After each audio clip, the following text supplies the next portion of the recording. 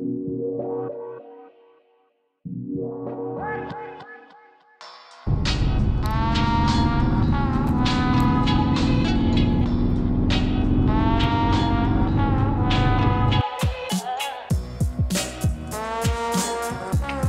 are back in the garage again. That's 3 videos in a row, and in the last video you saw us slam the motor in, throw it all together, and actually fire it up for the first time.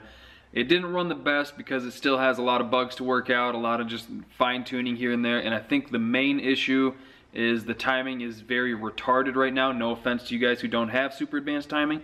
It's not your fault, you're born that way. It's okay. But for this, I think what I'm gonna do is, because on the, let me show you real quick. On this, the vacuum canister is actually hitting the runner of the intake, so what I'm going to do is clock all the plug wires one, and then I'll turn it clockwise a little bit to retard it a little bit more, because at that point it'll be too advanced, and then just keep fine-tuning that, and then it should run pretty good once that's all sorted. The main issue is I think the timing was so retarded that it was basically igniting in the exhaust here in the header, and that's no bueno. You want it to do most of that in the combustion chamber, in the cylinder there. And then another little thing is obviously the carb isn't jetted right, it isn't tuned perfectly for this setup, but it should still be pretty okay once we get the timing set up. And then once the timing's taken care of, at that point it should be drivable, and we'll actually take this thing down the road for the first time with the new engine and see how it does. That light's pretty bright, and we'll actually be able to beat on it a little bit and see how it does, see how the new stall converter is. The truck should feel a whole lot different. It should feel way more powerful, and I'm pretty excited about that. If you go to, I think it's like Wallace Racing or something like that, they have like a generic calculator that'll calculate your horsepower based on your ET and trap speed, and a rough estimate from that website said that the old motor in this thing was making, like, at best 170 horsepower. So this thing should be pretty close to double the horsepower that the old engine had.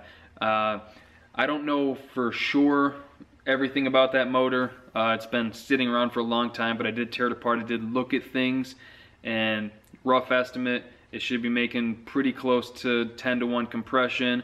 I know the cam that's in it, it's a pretty nice cam, and the operating range of that cam is 3 to 75 or 8,000 RPM, so this thing should just wind out and scream to the moon, but we won't know for sure until we get it to run right, and then slam that skinny pedal, so let's get to work.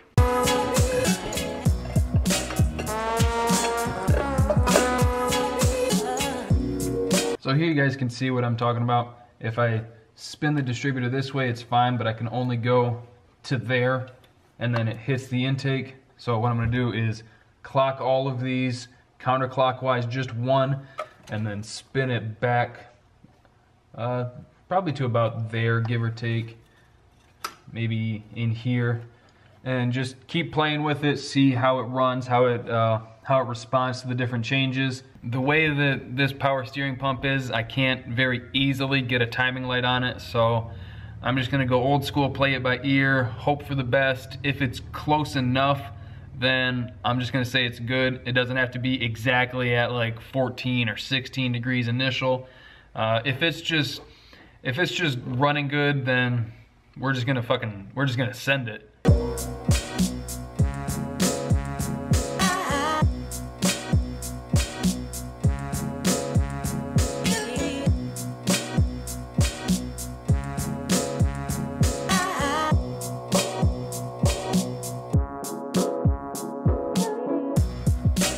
And then once you're done doing that, you want to go around and check the order of them, make sure you didn't get any mixed up, which I think I might have. A lot of times if you have an aftermarket intake, it'll have the firing order listed somewhere on it.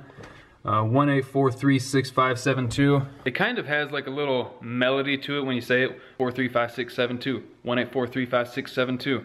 1-800 call Sam. 1843.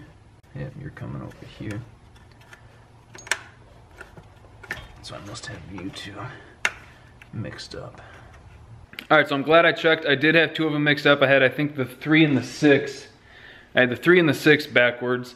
So you always want to double check. Even when you're doing something simple, you can be a complete idiot. Retarded timing. So it should be, let's see where number 1's pointing. It looks like it's a touch advanced. So let's fire it up, see how it does now. It's probably gonna start hard because it's cold, and I went over the whole choke situation a couple of videos ago. But let's fire it up, see how it does.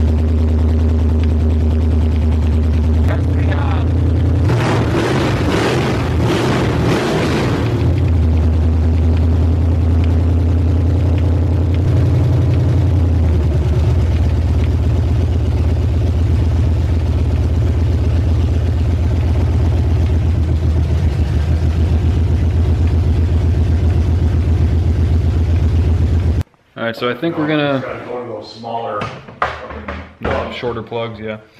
So I think we're gonna check over a couple things, try and make sure all the spark plug wires aren't gonna fall on the headers, and then maybe take it for a drive.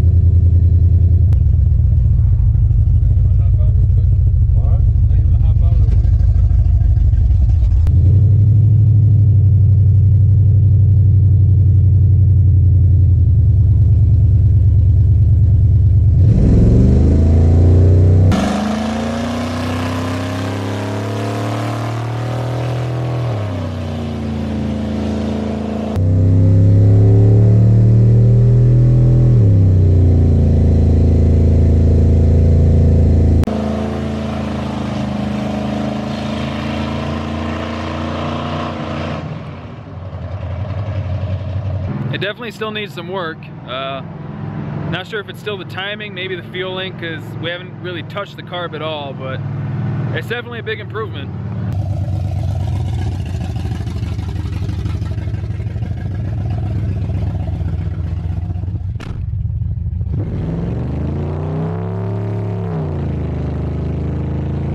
All right, there you go. It runs, it drives, it smokes the tires pretty good. This was on the dry pavement, dry tires in here. So, let's see what else. It does still need work. We need to adjust the valve train. I think we're gonna get different plugs, get some shorties for it. We do have one dead cylinder, the number 8 cylinder. Doesn't seem like it was firing. I think we're going to have to put these valve covers on it because the ones that are on it now only have one breather, which I stole off this, and it did spit a little bit of oil out the dipstick, so I'm gonna steal these because it does have a breather on both sides. And I'm definitely gonna steal these T-handles because those are so convenient. And then aside from that, it's just getting the thing dialed in, and hopefully we can get it dialed in before Wednesday, because I don't wanna make any promises because both his and my schedules are all over the place right now. But I would like to take both trucks to the track and run them, see what they do, see how much this one picks up, and see what mine runs at all, because obviously I've never had it to the track before. Who knows when we will actually get to it.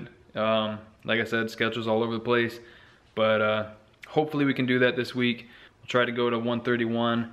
I think Onondaga and Eaton Rapids on either Friday or Saturday they have a test and tune, but that's 8th mile. Not too big a deal to me. Again, if the weather holds out. It's been raining off and on here non-stop. So anyway, that's gonna do it for today. Hope you guys enjoyed the video. Thank you for liking, commenting, and subscribing. We'll see you next time.